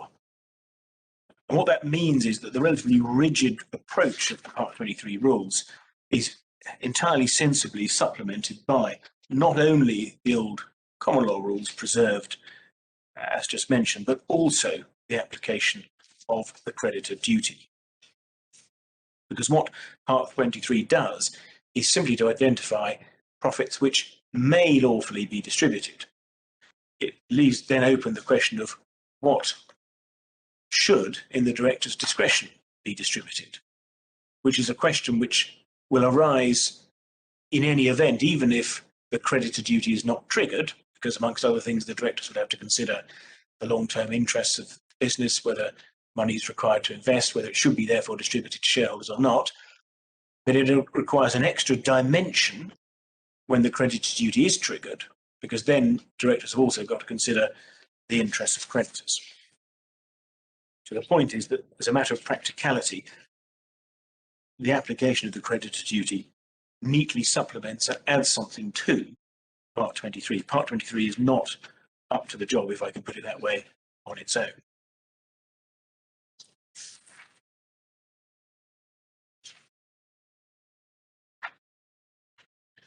Now, in that context, the respondents refer to a number of common law cases in relation to this, including Lawrence and others, and say, aha, well, these common law cases on returns of capital suggest that creditors aren't entitled to object to the payments of an unlawful dividend. And that's inconsistent with the existence of the creditor duty. But these are all cases where there's no allegation of breach of fiduciary duty. They are decided a very long time before the development of the common law creditor duty in the 1980s. And so they're in no way inconsistent with the application of the creditor duty, which has subsequently evolved to dividends covered by Part 23. Enough authority on this point at all. They also refer to the possibility of putting a company into voluntary liquidation in order to achieve the same outcome, as they put it, that is, a distribution to shareholders in this position, relying on the Court of Appeal's decision in Danker. Now, in relation to that, we say that is of no relevance at all. First, because there's a crucial distinction between a situation where the directors are deciding whether to pay a dividend and the introduction of the liquidation process. The liquidation process is obviously a statutory regime for the winding up of the company's affairs, and it requires finality. So it's hardly surprising that in that context, as Danker held, the liquidator is permitted to put a value on the contingent liability and then, for that purpose, then go ahead and realise the assets and make a distribution, rather than being required to wait for the outcome of the contingent liability. Simply because liquidation requiring finality has intervened. And there's also significant distinctions because, of course, there, if that's what happens, the liquidator is an officer of the court, controlled by the court, both in relation to any questions of proof of the contingent liability and, generally speaking, in exercising his discretions and duties. So it's a radically different situation, which certainly does not in any way justify the conclusion that, as a consequence, the creditor duty should apply to Part 23 distributions. They also finally raise as well the argument that they say, well, what if the articles provided not for distributions to be decided on by directors, but instead by shareholders? Shareholders, they say, wouldn't be subject to fiduciary duties. Therefore, the argument appears to be, in that situation, well, neither should the directors, or at least not subject to the creditor duty anyway. Now, that is, in our submission, profoundly illogical. The fact that a decision maker in case one, subject to no duties, might be given the task does not create the inference that the fiduciary, when given that task, should suddenly be shorn of his fiduciary obligations. It would be a very odd result if that were right. It's also extremely unlikely in practice because, for very good reasons, that is that dividends are something that has to be considered alongside the company's business generally. This decision is not usually taken away from the directors as they propose. I think I am probably running out of time. I have just, yes, run out of time. So unless I can assist the court with any further questions, those are my submissions. Thank you, Mr. Thompson. I don't appear to be any questions, so we'll turn to Mr. Rabinowitz. Grateful, my lord. My lords, my lady, in a judgment given over 140 years ago, in May 1878, to which I'll be taking the court, Sir George Jessel, the Master of the Rolls, posed a question. It was this: for whom, he asked, are the directors of companies trustees of their powers? That question, of course, is one of those that lies at the heart of this appeal. To put it in more modern language, who are the objects of the powers that directors have, and in whose interests must those powers be exercised? And as the court will have seen, we respectfully invite your ladyship and your lords to give to that question the same answer that the Lord, the Master of the Rolls, the learned Master of the Rolls, gave in 1878, which was that the directors are trustees of their powers for the general body of shareholders, but not for the creditors of the company. Now, in these proceedings, as the court knows, both Mrs. Justice Rose, as she then was, and the Court of Appeal dismissed BTI's claim that the former directors of AWA were in breach of their duties in resolving to pay the May dividend. We respectfully submit that the courts below were right to do so for the following four reasons. First, we say that the creditor duty does not in fact form a part of English law at all. That, as the court knows, goes to issue 1 in this appeal. Second, we submit that even if the creditor duty does form part of English law, the payment of a lawful dividend does not fall within the scope of that duty. That goes to issue 2. Third, we further submit that the creditor duty, even if it exists and is capable of applying to lawful dividends, is not triggered unless the company is actually insolvent or insolvency is imminent. And fourth, and in the alternative, we submit that the creditor duty, even if it exists and is capable of applying to lawful dividends, is not triggered unless, as the Court of Appeal held, insolvency is more likely than not. And as the court will know, the third and fourth reasons go to issue 3. So those are the 4 reasons on which we rely. And of course, if the court accepts any one of them, this appeal would fall to be dismissed. And while our batting order reflects what seemed to us to be the logical order in which to take these points, it is, as the court will be aware, the fourth of those reasons, which correspond to the reasons the Court of Appeal itself gave for dismissing the learned friend's claim. Now, before I address the court on the issues I've identified, perhaps I might just make 2 preliminary observations, just to put those issues into context. First, the issues before this court are, of course, narrower than they were at trial in a number of respects. In particular, at trial, BTI contended that the payment of the May dividend was unlawful under Part 23 of the 2006 Act.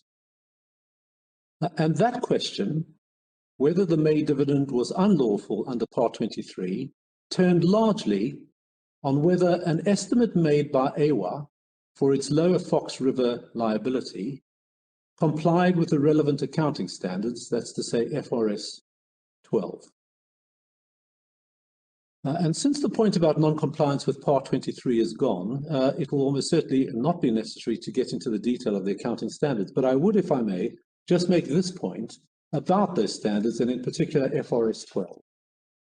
As the court will have picked up, FRS 12 is a standard that requires companies who are exposed to uncertain claims to make a provision in their accounts whenever, by reason of those uncertain claims, a transfer of economic benefits is in the future, broadly speaking, probable. That is to say, more likely than not. And in the present case, the learned judge at first instance found that there was, as she put it, plenty of evidence that shows that the FRS 12 estimate made by AWA, with professional advice, was a reasonable one. And for the court's note, that finding is at paragraph 429 of the learned judge's judgment, page 339. And significantly, that estimate, as to the extent of any probable future transfer of economic interests, concluded that any probable exposure was fully covered by AWA's assets in the form of what was known as the Maris policy.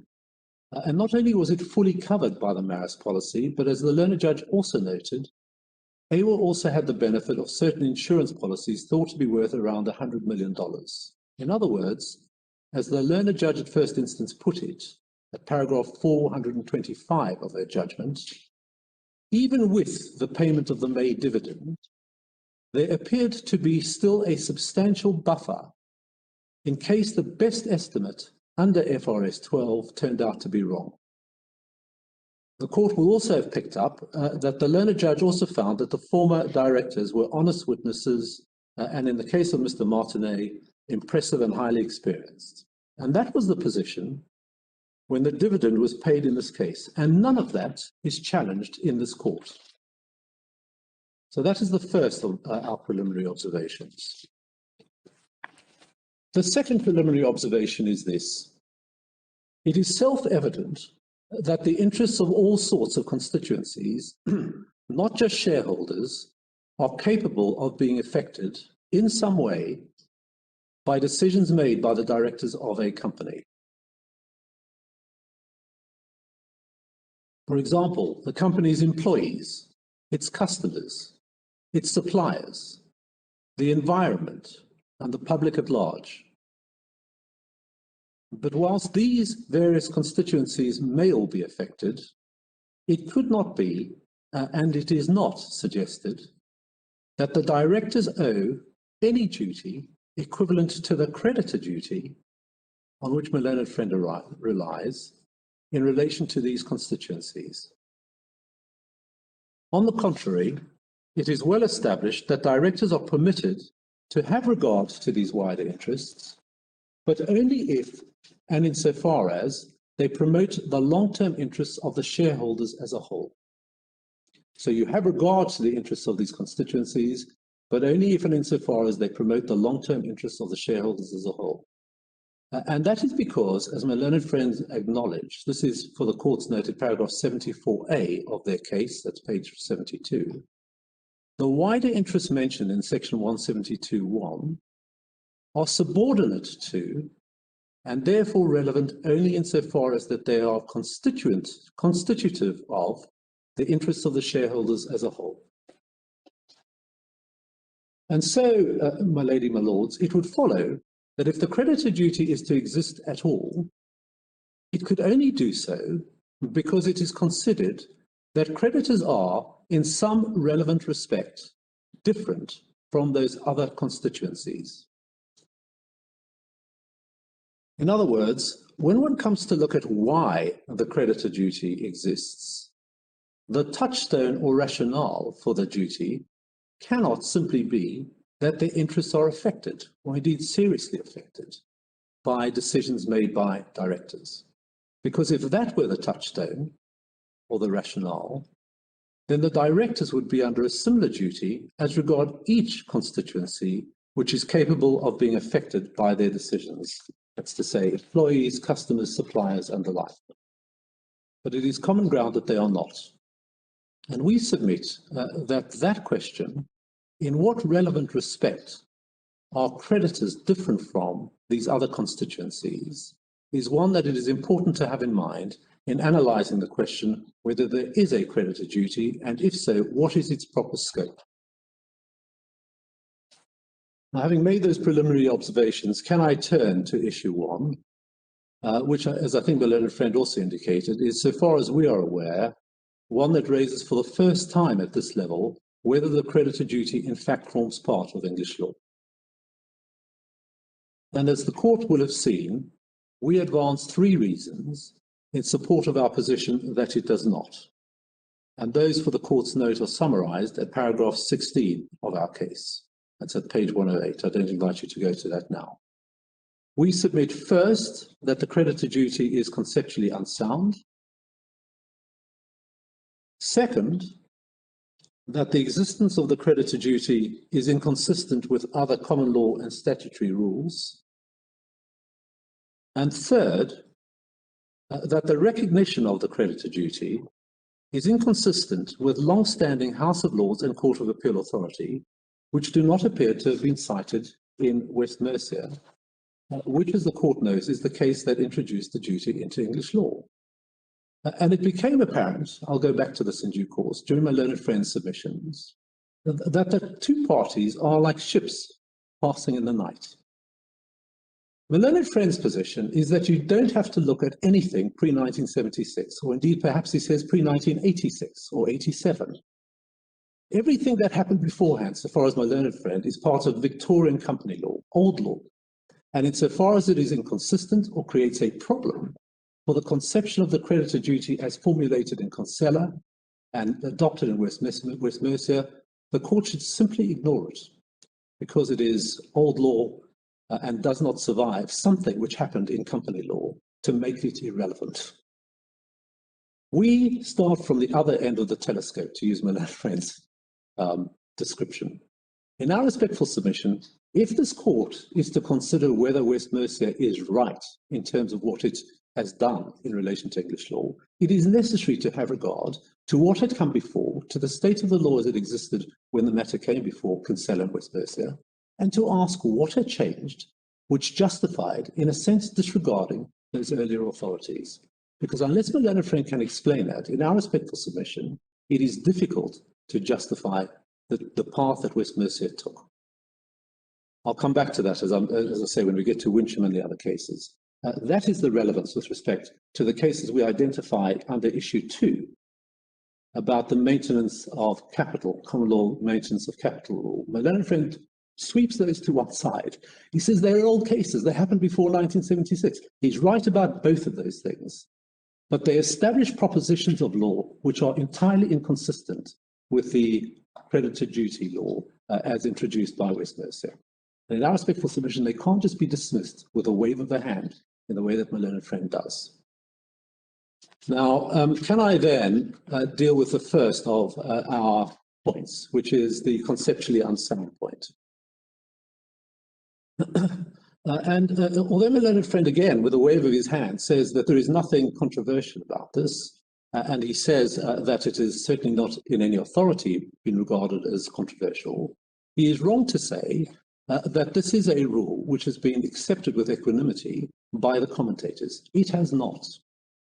It was born in a troubled way and has continued to trouble academics in terms of the conceptual basis for this duty. And as the court will find, as I develop my submissions, and in a sense I have to develop my submissions, because if the court is being asked to decide what is the scope of this principle, what is the scope of this duty, in our respectful submission, one cannot do it without understanding how this duty arose in the first place, if it did at all.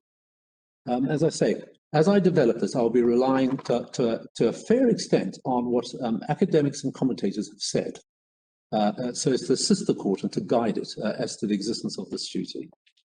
And I'm going to refer, for example, to writings by Justice Hay, Justice Dyson Hayden, Justice Paul Finn, Professor Sarah Worthington QC, Professor Francis Dawson, and Professor Ian Renard, and most recently, Professor Peter Watts QC, all of whom have suggested that this rule, creditor duty rule, is conceptually misconceived and unsound. So, long introduction, perhaps I can then get to the substance of the point. And can I begin my submissions by referring to the uncontroversial proposition, at least I think it's uncontroversial, that where a company is solvent, or if my learned friend wishes to put it this way, amply solvent, the directors are required to promote the success of the company for the shareholders as a whole. That, of course, is what section 172(1) actually says, and it is also what the authorities have said for many years. And considering what used to be known as the duty of directors to act bona fide in the interests of the company. And since this is a point which I understand not to be controversial, I wasn't proposing to take the court to the authorities, but the court will find the authorities on which we rely for this proposition at paragraph 26(1) of our written case, and the footnote there too. That's at page 111. It's the Bath Standard Land case and the other cases to which we refer to. Sir Herbert Cousins Hardy, a Master of the Rolls Advanced Standard. It is, I think, also uncontroversial that at least where a company is amply solvent, the directors are not required to consider the interests of creditors, except to the extent that this would promote the interests of the shareholders, and also that the shareholders are entitled to ratify a breach of duty in the usual way. I say it's uncontroversial because the appellants appear to accept this for the court's note paragraphs 99, 100 and 130 of their case. It's pages 79 and 91. And that being so, my lady, my lords, the question to which this gives rise, and the question we would submit, which is at the heart of issue 1, is why, as a matter of principle, this should change when the company ceases to be solvent or amply solvent. In other words, why at some stage in the life of a company do the interests the directors are required to promote shift or change? And in considering that question, it is, we submit, striking that until at the very earliest, 1976, there had never been any suggestion in English law, or indeed in the law of any other common law jurisdiction, that the interests the directors are required to promote would shift or change in this way. But as the court knows, that all changed in sometime in late 1970, in the late 1970s or in mid-1980s. And I identify those dates because, as the court has seen, the creditor duty is said to derive from observations made in Australia and New Zealand in 1976, 1985, and 1986 in the Walker and Wimber case, the Permacroft case, and in Kinsella. So the suggestion of the existence of a creditor duty has only been around for between 35 and 45 years. And this relatively recent introduction of this doctrine into the common law was a point noted by Lord Justice Longmore in the course of argument in the Court of Appeal, when he observed that this period of time, 35 to 45 years, in the context of the history of company law, is very new. And Lord Justice Longmore asked my learned friend why this idea had emerged suddenly in the 1980s, about, as Lord Justice Longmore put it, 100 years after joint stock companies were a regular feature of the Victorian landscape. My learned friend was unable to answer that question. But, my lady, my lords, not least given the relatively recent introduction of this principle, it is, we suggest, obviously important to identify the rationale for the duty, which is given in the cases in which this principle first arose, so that the court can consider whether the rationale is sound, and if it is, to what extent it assists in ascertaining the scope of that duty. Now, the first of the three cases to which I referred, the Walker and Wimborne case, I'm not going to take the court to that, but the court will want to have regard in particular to what is said at pages 1102 and 1103. In the view of a number of academics, Walker and Wimborne has been misunderstood as providing a basis for the source of the creditor duty, when in fact, all that Justice Mason was doing in that case was identifying the fallacy in the group companies issue, which is to say, just because this is for the benefit of some other company in the group, it is okay for a particular company to ignore whether it's in the interest of its own shareholders. And in that context, he makes reference to its shareholders and its creditors.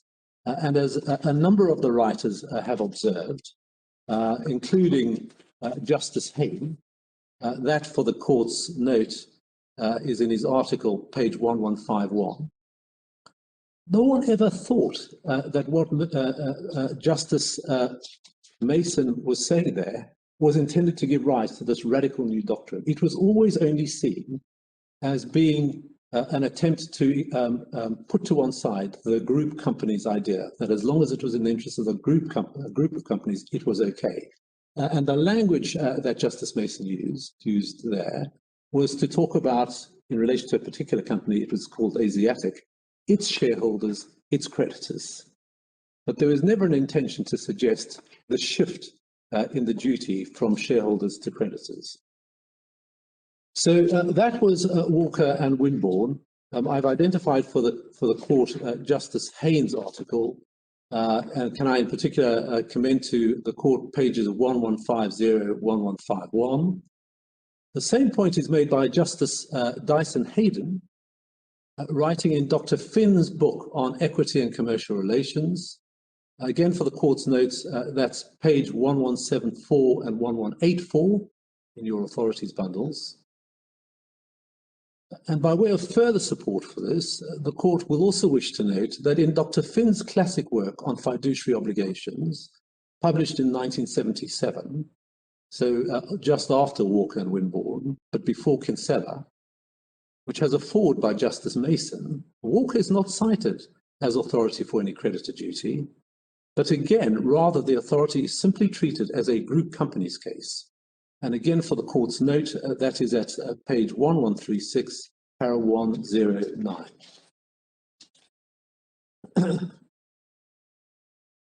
But be that as it may. Mr. Benedicts, I don't know enough about the High Court of Australia's practice to know this.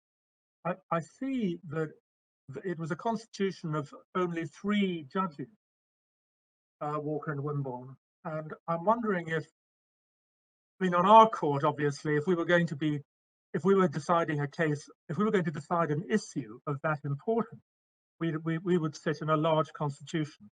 I'm just wondering if a constitution of 3 is, I think, even at the time, I think would be an unusually small constitution. I'm wondering if anything could be read into that.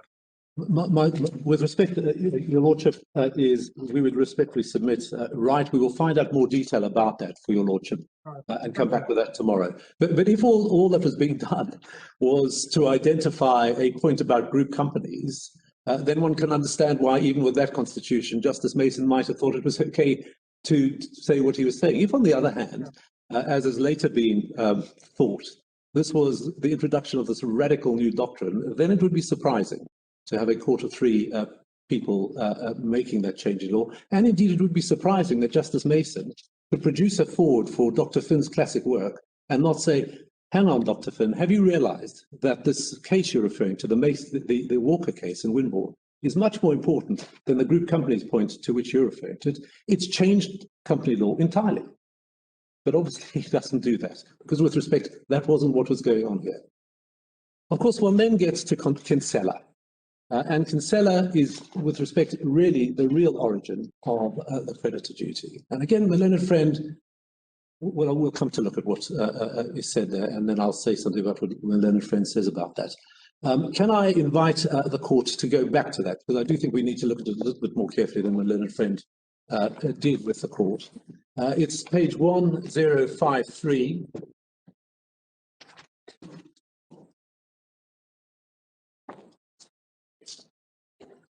Where it begins. And if I can invite the court to go back to 1060, it's really the passage that begins at the bottom of page 1060 at F below G, the authorities to which His Honour submitted, notwithstanding the generality of the enunciation of principle, were not intended to and do not apply in a situation in which the interests of the company as a whole involve the rights of creditors as distinct from the rights of shareholders. And then we have this. In a solvent company, the proprietary interests of the shareholders entitle them as a general body to be regarded as the company when questions of the duty of directors arise. If as a general body they authorize or ratify a particular action of the directors, there can be no challenge to the validity of what the directors have done. But where the company is insolvent, the interests of the creditors intrude. They become prospectively entitled through the mechanism of liquidation to displace the power of the shareholders and directors to deal with the company's assets.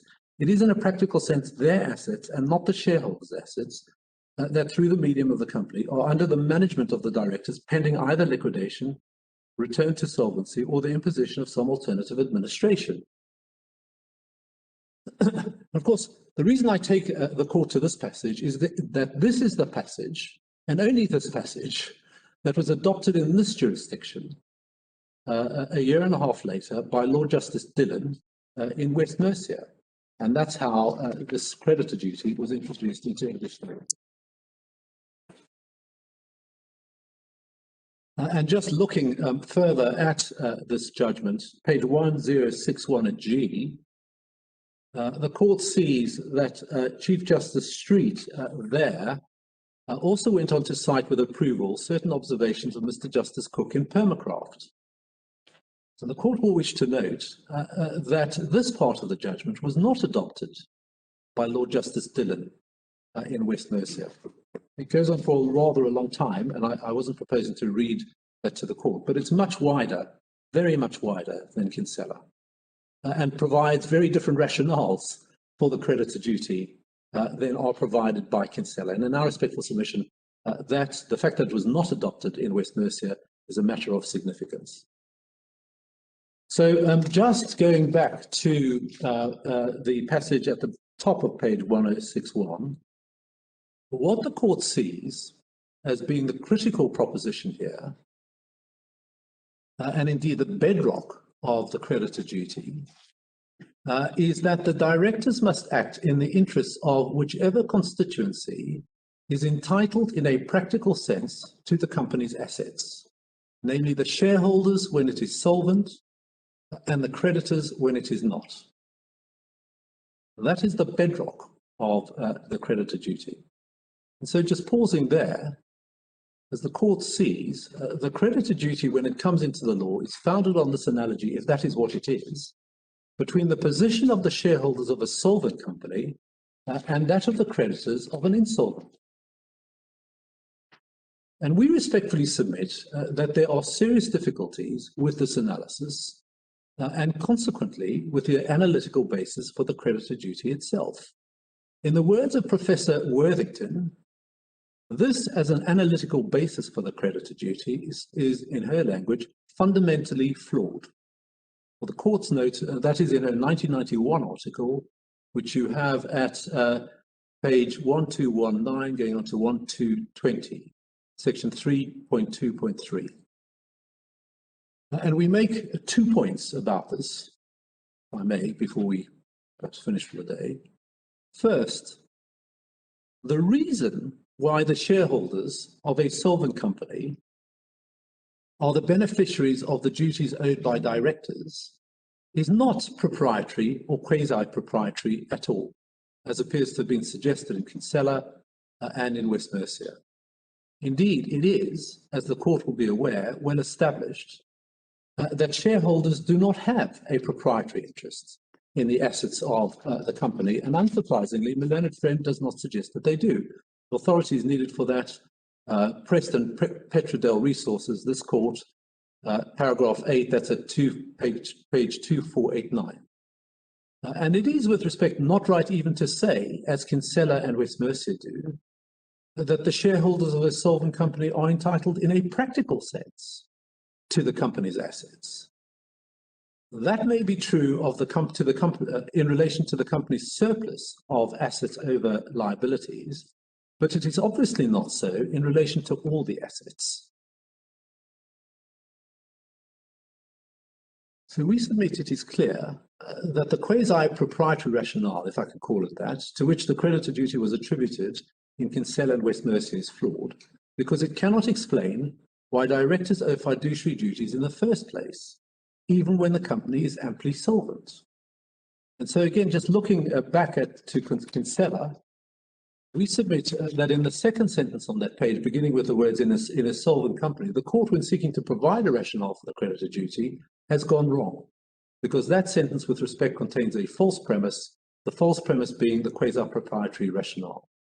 And that then leads to the second point that we make, which is this. Contrary to what is said by Chief Justice Street in the second sentence, it is, we submit, not because of any proprietary or quasi-proprietary interests that shareholders are entitled, as Chief Justice Street puts it, to be regarded as the company when questions of the duty of directors arise. With respect, that is simply wrong. Rather, what entitles shareholders to be regarded as the company when questions of the duty of directors arise is instead the fact that the shareholders are the corporators who appointed the directors and entrusted to them the powers that are available for them to be exercised.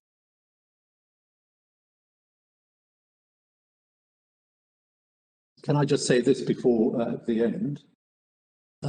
As the court will be aware, there is not, and perhaps never will be, a universally accepted formulation of what makes a duty fiduciary in nature, or in what circumstances such a duty arises. But for the purposes of this appeal, the formulation which we adopt, and which is supported by high authority, is that a fiduciary relationship in English law is characterized by two features. First, an objective undertaking by the fiduciary to act for or on behalf of the beneficiary. And secondly, a reasonable expectation on the part of the beneficiary that the fiduciary will act in their interests rather than in the fiduciary's own. Just to give the court, for the court's note, the authorities we refer to, they're all identified in paragraph 33(1) of our written case. That's at page 114 to 5.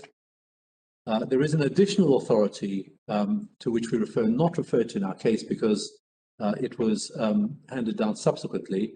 It's in fact an observation made by Lord Justice Leggett, as he then was. We don't have the authority in which he made the observation in the bundles, but it is quoted with approval in a recent Court of Appeal decision called Secretariat Consulting, which the court will find in the, don't have the additional authorities bundles, but it's page 5178 of the court's MS bundles. And can I invite the courts to look in particular at paragraphs 40 to 41 of that judgment at 5186.